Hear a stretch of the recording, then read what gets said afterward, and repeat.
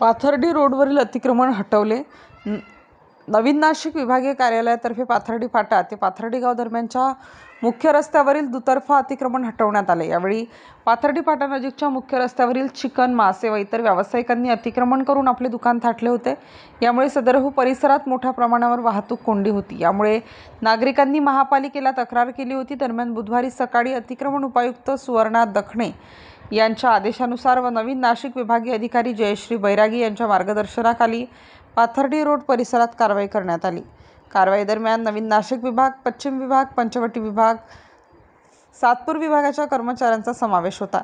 या कारवाईत नवीन नाशिक राष्ट्रीय फेरीवाला धोरण सहाय्यक अधीक्षक राजेंद्र उगले, अतिक्रमण प्रमुख निखिल तेजाडे, प्रवीण बागुल, उमेश खैरे, सुमेश दिवे, निवृत्ती कापडणे, मेहुल दवे, वाहनचालक सुनील हिरे आदींसह अतिक्रमण विभागाचे कर्मचारी उपस्थित होते.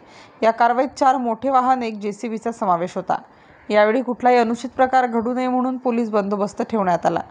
स्टार न्यूजसाठी मोहसिन पठाण, नाशिक.